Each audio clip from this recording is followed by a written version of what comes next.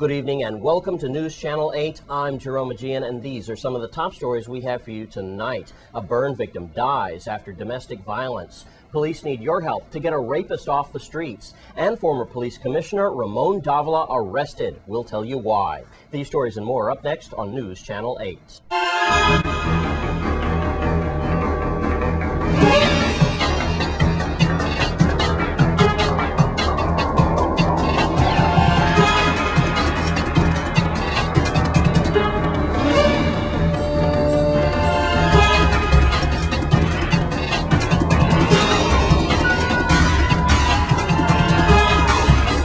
In our top story tonight, a 25-year-old domestic violence victim has died after he was set on fire by his girlfriend. News Channel 8's Wes Small returns to the scene of the horrific crime in Paradise Mills. Thank you very much, Jerome. Again, we're at Paradise Mills here in apartment 3-4. You might remember that it was Friday morning then when we had a 25-year-old man who was burned with 56% of his body, right?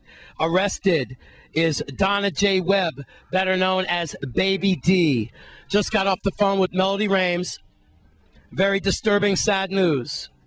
James Gaston, 25 years old, has become a domestic violence homicide victim. He died earlier today in a Puerto Rico hospital with his mother at his side. Now some details are coming out. A 25-year-old man there, nights before, according to family members, threatened to leave his live-in girlfriend, Donna Webb, better known as Baby D. On the morning of Friday, allegedly then, what Baby D did, what Miss Webb did, was go to the gas station and get 5 gallons of gas.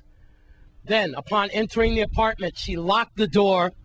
Some altercation ensued, with either the clothes being set on fire or Mr. Gaston being set on fire. Today he is dead. So now, after her advice of rights hearing, Ms. Webb could not post $50,000 bail. Now those charges will be more closer to $1 million bail, as she is now being upgraded to homicide, to first-degree murder from assault. Usually, domestic violence victims, women. We all know that. This time, the coin has flipped. A 25-year-old who family members urged him to leave this woman before something tragic happened. Now it finally has. Donna Webb, arrested now as she was kept from yesterday from her hearing. Now she will be upgraded to murder, homicide. Again, if you're just joining us, you might remember it was Friday. James Gaston burned 56% of his body. Now, unfortunately, he has died. Donna Webb charged with murder here in Paradise Mills. She was held $50,000 bail for those assault charges of arson. Now, those charges will surely go up to first-degree murder. Well, Jerome, Melody did not know the homicide rate at this hour, about 3:30 in the afternoon. Perhaps when we bring it back to you, you'll tell us where we stand with the homicide rate in the Virgin Islands. At Paradise Mills, I'm Wes Small for News Channel 8. And James Gaston becomes the 34th homicide of the territory, 24 homicides on St. Croix and 10 on St. Thomas. And in other news tonight, police need your help to get a rapist off the streets. Here's Wes with more. Thanks a lot, Jerome. We're trying to get a most wanted suspect off the streets, and this guy is a rapist, so he needs to be put behind bars. They have issued a wanted poster on Wilston Jean-Baptiste, seeking the community's assistance in locating him. He's wanted for rape in the first degree. Let's go to Melody Rames right now. Criminal Investigation Bureau detectives on St. Croix have issued a wanted poster on Wilston Jean-Baptiste and are seeking the community's assistance in locating him. Jean-Baptiste is wanted for a rape in the first degree that occurred in August. Jean-Baptiste is 46 years old, 5'7" tall, and weighs 160 pounds. He has a dark complexion, a clean-shaven head, and no facial hair. Investigators said Jean-Baptiste frequents Croixville, Mutual Homes, and Mount Pleasant West communities. Officers also said that Jean-Baptiste may be on St. Thomas or St. John and is attempting to leave the Virgin Islands. Anyone who has recently seen or knows the whereabouts of Wilston Jean-Baptiste is urged to contact investigators immediately at 712-6077, 712-6037, or you can call Crime Stoppers USVI at 1-800-222-TIPS. Anyone found to be assisting or harboring Wilston John Baptiste can face criminal charges. Now, like we said, besides Croyville, Mr. Wilston John Baptiste has also been seen in the areas of Mount Pleasant West and also Mutual Homes, that near Grove, all right? Now, there's a strict possibility, a good possibility, he could be in St. Thomas or St. John. So I want to tell our neighbors in St. Thomas and St. John, if you see this man, you see his picture here, please get Mr. Jean Baptiste off the streets. Again, he's 46 years old, 5'7", approximately 160 pounds with a dark complexion. At Croyville, this is one of the places where the suspect has been seen. I'm Wes Small for News Channel 8. Thanks, Wes. And also tonight, former Virgin Islands Police Commissioner Ramon Davila has been arrested. A federal grand jury in Washington, D.C. has returned a 24-count criminal indictment against the former Virgin Islands Police Commissioner who served under the term of the Schneider administration. Ramon Davila was indicted in connection with false information he allegedly supplied to government and private agencies conducting background checks on several individuals. If convicted, he could get 5 years in a federal prison. Meanwhile, the Cane Bay homicide has not yet been solved. Here's Wes with more. Thanks a lot, Jerome. We are back at the scene of the latest homicide in the Virgin Islands here at Cane Bay. Right across the street, we now know the stabbing victim. He is 50-year-old Troy Weiss. All right, we found some blood spots in the beginning of the driveway. A man coming home around 10-ish that night found a horrible sight, multiple stab wounds to Troy's body. He's 50 years old. And at this time, I'd like to bring in someone who works up here in Cane Bay, and his name is Foley. How you doing tonight, Foley? I'm doing pretty good. Yeah, Troy was a good guy. He was known in the restaurant scene, and we saw him just, earlier on that day, and it's a shame what happened to him. It's really sad. This kind of stuff has got to happen. Foley, I want to thank you for coming forward and having the wherewithal at least to get this homicide, taken care of. Because me out here is one thing, but when we have neighbors up in Cane Bay, I talked to the lady in the grocery store, people in the restaurants. Troy didn't deserve to go out like this. Please, it could be Troy today and us tomorrow. Let's make sure that the killers get the message that they cannot wantonly come through our area and just murder us like that. Please put his killer behind bars. At Cane Bay, I'm Wes Small for News Channel 8. The students and staff of Elena Christian Junior High School need your donations for their new band program. Let's take a look. Good day, ladies and gentlemen. I am Valrika Bryson, and I'm here at the Elena L. Christian Junior High School in Christiansted, St. Croix, more so La Grande Princesse, St. Croix. This year, at the Elena Christian Junior High School, we plan to start some real exciting programs. Let me start off with our band program.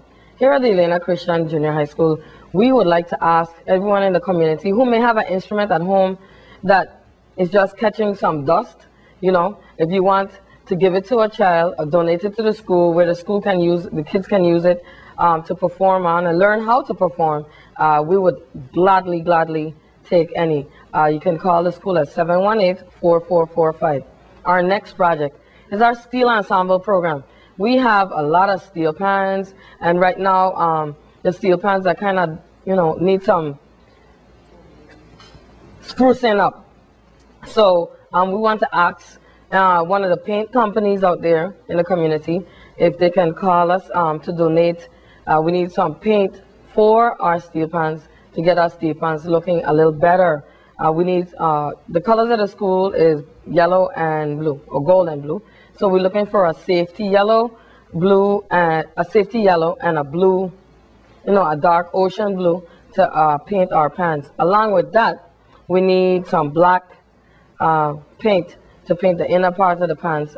Both sets of paints will have to be high gloss enamel paint. And then we need some paint thinner because we have a parent who has donated their time, and we have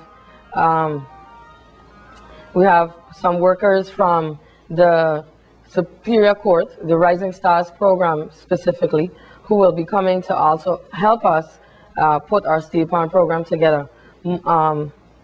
We also need some sandpaper. So if you're willing to donate any of the items, you can call the school again at 718-4445.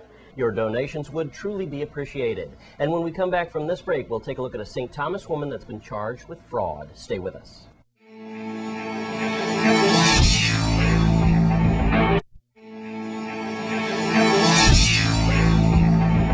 Let's take a look at your Caribbean report for tonight.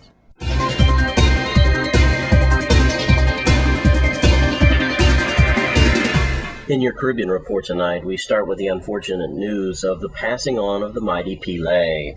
Jeff Elva, better known as the mighty Pele, one of St. Lucia's foremost Calypsonian, has died in hospital yesterday. Pele's passing has thrown the entire Calypsonian fraternity into mourning. He, after being a longtime Calypsonian, having been in the business for more than 40 years, recording incredible achievements in the field, not only by winning the Calypso Monarch 7 times, but singing in a wheelchair from 1974 and having a body of work of notable accomplishment. August the 31st, the Prime Minister of St. Christopher and Nevis, Dr. Denzel Douglas, proclaimed to the nation that he took the decision to relieve Deputy Sam Condor of his responsibilities for the Royal St. Christopher and Nevis Police Force and St. Kitts and Nevis Defense Forces and added them to his list of responsibilities. The relocation, according to Dr. Douglas, meant that Condor was no longer the Minister of National Security, but rather the Minister of Homeland Security, which comprises of immigration, passports, prisons, fire and rescue services, and the National Emergency Management Agency. And finally, the U.S. Coast Guard was busy last month stemming the flow of illegal narcotics throughout the Caribbean. The crew of the Coast Guard cutter Diligence, while conducting a routine patrol, located a fishing vessel in the eastern Caribbean Sea on September the 16th. The Diligence crew members made a plain view discovery, retrieving 54 individually wrapped packages that tested positive for cocaine, an estimated street value of $1.5 million. The contraband and the 5 detainees were transferred to the District of the U.S. Virgin Islands.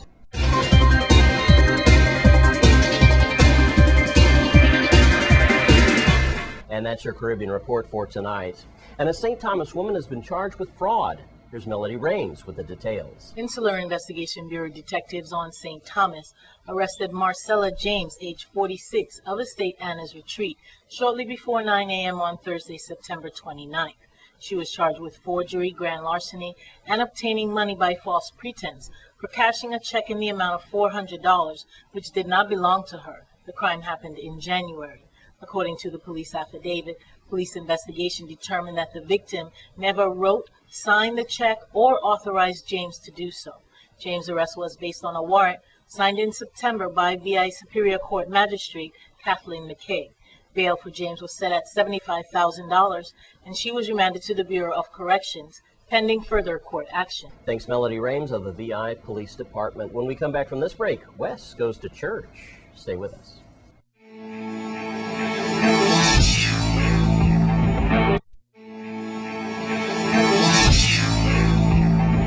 And this week is Family Week at an Estate Glen Church. Wes Small makes a visit. Thank you very much, Jerome. We're at the St. Croix Union Christian Union Church. Okay, thank you very much, Pastor Prince. And here we got some construction going on outside. We'll take a little look at. So we're downstairs where the prayer vigils are held, and it's a wonderful church here with him and his wife. That's for sure. You certainly could feel the spiritual vibes here. It's Family Week. Amen. Amen. Yes. And that starts tomorrow at 7 o'clock right here. Yes, 7 o'clock right here. And I look, before he talks, Pastor Prince said his church is the meat and the sandwich. All right, because Daniel's Bakery is on one side, and what Midland Road? The Moravian Church. Oh, the Moravian Church. So you the meat and the sandwich. Well, let's take a bite. Go ahead, Pastor. Well, we're having Family Week here beginning on Wednesday, the 5th of October, and that will run through to Monday, the 10th of October. We start with the women's program on Wednesday, and on Thursday, the men's program, and of course on Friday, we've got the youth doing their bid. And on Saturday, it's family free time. Sunday is really Family Sunday, when we're expecting everybody to be out. We're going to have a great time. We have a guest speaker coming. Pastor Leon George of the Holiness Tabernacle is going to be with us, and we're having a great time. The evening on Sunday, we'll have a film. It's a great film. It's titled The Jesus Film. It has been a very moving film over the years, and so that's what we're going to highlight as we close on Sunday. And then, of course, on Monday, it's a holiday, West. It's going to be Columbus Day. Okay. And so we're ending the program with a beach picnic on Monday, and that's going to be at the Frederickstead Pool down west. Well, it's certainly warm enough for that, and I know that the whole family and the children especially will appreciate that. Let me ask you this, Pastor. You know, in a time like this with this 8%, the LEOC, and I noticed that domestic violence is on the rise as well. What are a lot of your sermons dealing with these days? What do people seem to have a hunger and a need for spiritually when you talk to them? Well, what we encourage people to do is to have faith in God, and of course to live one day at a time. It's important. When you live today, God sees you through that day, you trust Him for tomorrow. Yes. If you try to pile all the days together, it becomes a weight that is too heavy to bear. Insurmountable. Yes, you know, and the scripture tells us each day's evil is enough for itself. So you don't need to bring tomorrow's evil into today. See, that's why I like that. And cameraman and I, when we came in here, we just felt the spirituality of the place with him and his lovely wife. And I just have to tell you, that's why I asked that question, because you just have that hunger and that need to, like, please, I have to give it to a higher power. I can't do this. Right. And it's just the 24 hours at a time. It does help. Well, yeah, let's get back to basics then. And again, it's tomorrow night. Please come out at 7 o'clock. That's tomorrow, the 5th of October, the opening, and that's when we'll have the women in charge. And, you know, we all know that we try to keep it a secret, but let me let you in on something. And maybe you won't tell anyone. It's up to you. Women run the world. Yes. No, it's not funny, actually. It's women run the world, just like Beyonce said. And actually, they just let us think that we do. Yeah. See, that's the beauty. And best thing for us men to do is say, it's okay. But I'll tell you, Wes, the men plan to really take the show on Thursday evening. They've got gonna take the show? They've got a special. With your wife's approval? They've got, yes. I think she said, men, okay, you could do that. We're going to have someone talking on nutrition and also microbiology interests. So that's going to be very This special. is a power pack. Yeah, this for is the a power men- pack week. The men hosting that day. So we look forward to everyone coming out. And the youth will put on a concert, and there'll be drama and all these different things. So it's going to be a great More week. drama than we're having now? Yes. All right. Yes. Pastor Prince, thank you very much. And the name of your church one more time, The sir. St. Croix Christian Union Church. They're the meat in the sandwich. In Estate Glen, I'm Wes Small for News Channel 8.